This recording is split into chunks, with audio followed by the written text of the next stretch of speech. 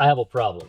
This is hot and, not uncomfortably hot, but warm enough that I'm feeling the heat coming off this power supply. This is the power supply that runs my shack. And the thing is, I have solved the problem temporarily by putting a small fan that just circulates air. The room temperature is 70 degrees. If I can get some air back there, we can lower the ambient temperature and cool this power supply off. However, let me plug this puppy in. I don't know if you can hear that well or not, but it is loud. Noticeably loud. So I don't want to run that thing all the time, and plugging it in and unplugging it is kind of a cumbersome pain in the butt. I'm going to fix this problem now. The next question is, how am I going to fix this now, right? This is how I'm going to fix this now. Last month, 2 months ago now, my refrigerator went out, and I decided I was going to build some sensors or buy some sensors to keep track of the fridge's temperature and alert me when the fridge would get out of spec. I ran into these things. This is a Shelly Plus One. As the best alternative for my desires, right? Yes, there are pre-made sensors out there that'll do what I want to do. However, they're ridiculously expensive, and I know enough about the stuff that I can make something work. So I kept on looking and stumbled onto this. This by itself doesn't do much. It has input for power, both AC and DC, and it has a built-in dry relay. What does that mean? It means it has no power on it. Well, couple this with this, and the two are made to go together. This is also made by Shelly. This is the analog support, digital support, blah blah blah blah. Supports 4 temperature sensors that are analog, or 1 temperature, humidity, and pressure sensor that is digital. And for our needs, we're gonna go with the analog side, and these two things mate together right here. Got to be careful about it because those pins are kind of delicate. And now, with these two matched up, I have the beginnings of a sensor. This is a K-probe of some kind. This is a DS18B20 temperature probe. And, typical, as you might expect, negative, positive, and the feedback loop. What this is really doing is this is really a thermistor. And it just changes the resistance on the output based on the temperature that it's seeing. These 3 go into one of these doobly-doos, and so what, right? Well, combine this stuff and put the positive feed for the fan on here, and with the smarts of the device, I can say if the temperature of the probe is above a certain temperature, turn the relay on. Once that temperature falls below a certain temperature, turn the relay off. So that's what we're going to do. We're going to build what I need in order to, automate this process. Already snapped that together. No big deal. The leads on this are not tinned ahead of time, and they are stranded. So I'm going to go ahead and just tin them up because they're going on these doobly-doos here. I don't know how well you're going to be able to see that. The terminal post, right? And I preferred, if I had a ferrule, I'd put a ferrule on there, but since I don't have one, tinning the ends will do just fine. I also need to get a lead for power going for the device here, so I'm going to go to my toolbox and get some power poles. The Shelly Plus One has power input of 12 volts plus or minus 10%. 13.8 volts coming from the power supply is a little bit more than 10%, but I'm going to wing it and see if I don't let the smoke out with feeding it directly from the power supply. Just going to take a lead here. I'm going to have some extra cable. I'm going to tin this up also, same time as I tin up the temperature probe, and then I'm going to put power poles on the other end. You know what works better? If you turn on the soldering iron. That puppy's tinned. These ought to be fast because there's tiny wire. You're going to think I need to actually buy one of those Omnifixos that Vince keeps on talking about. Now that's tinned up. I went ahead and cheated. I checked it out. The only thing marked 12 volts on here is the positive terminal. It shares the same lug or terminal as the live for the AC connector, so be aware of that. And we're gonna, that's nice and snug. I need to get a different tip for the other terminals there. I think the 1.5 millimeter will do. Yeah, it'll do just fine. Voltage is red, data is yellow. Is it secure? It is secure. Look at that. Next, I need to put some power poles on here. Works better when you put it in the right. And it's easier to just put the connector in the jaws, and then before you start actually crimping on the connector, cable in there. Let's see if we can do this by hand, or if I need to get the tool out. Gonna have to get the tool. Well, I know I have a tool. It belongs in that cup there, but it's not there. Wonder what I did with it.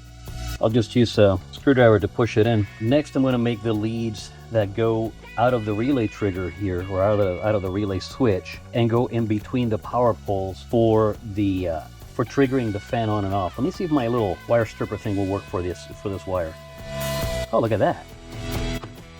Every once in a while, you get lucky, and it works. This thing, when it works, is great, but when it doesn't work, it makes you want to pull your hair out.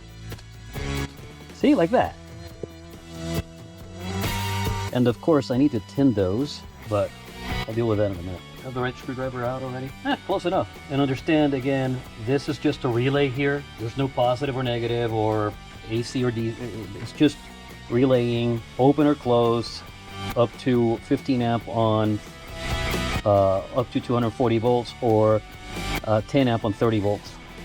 If I have done this correctly, and I'm not saying I have, I should be able to put the positive here. So I get a feed from the doobly-doo. Of course, that's not gonna reach. Hopefully the camera's getting this. Fun times. Yeah, I should have done it on the negative side. Well, that's what I'll do. I'll move it over to the negative. Maybe that'll make it match. No, it won't do it. I'm gonna have to make another extension to go, or do I? No, I don't. I don't have to do that. All I have to do is unmarry this. And since I am not gonna use that right now, I'm just gonna extend this out. All right, let's see. Oh, I need to terminate this and plug it in. Seriously? You're gonna mess with me like this? What am I missing? I need to get power for this doobly-doo. We'll go there. And then, you know what? I'm going to use my battery for this. Positive to the battery, negative to the relay. So that's done. And now that this has power, which, by the way, this draws like a 1.5 watts. Let me see if I can get it on the power meter here. It's not even registering with this power meter. Here we are in the app. It already saw the device in Bluetooth. Add device. I already configured the app with a different sensor that I have running already in my house, and we're gonna call this power supply fan. And then next, and then we're gonna put this in the garage. I don't know why it wouldn't let me put it in the original garage entity, but that's a problem for later. And now it's rebooting because it just got configured, so waiting for it to reconnect. Device is online, and I can turn on and off the fan. See?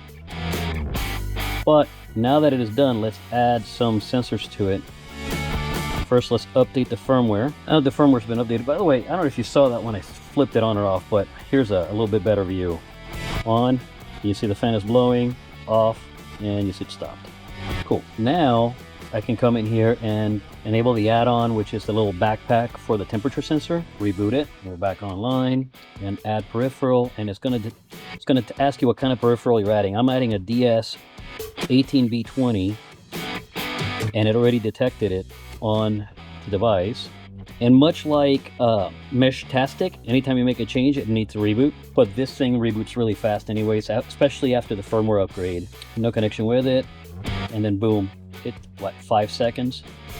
So I'm gonna change it to Freedom Units, and it's not seeing it. It's not registering any temperature at all. So that tells me that I messed up one of these. There we go. I wiggled the cable, so let me make sure that these are all properly snug. You know, that one's properly snug. Yeah, that could use an extra twist. Oh, that could use a couple extra twists. Cool. Now it's reading 75 degrees in the room, which is close to what we have. Let's see if I grab it, how quickly it, here we go, 75.5.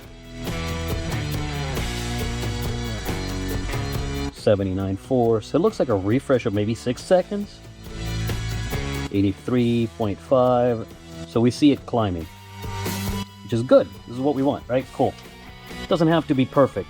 All right, so now we're going to configure this thing so that it turns the relay on and therefore turns the fan on when the temperature gets too hot. So we're going to go to actions, add an action.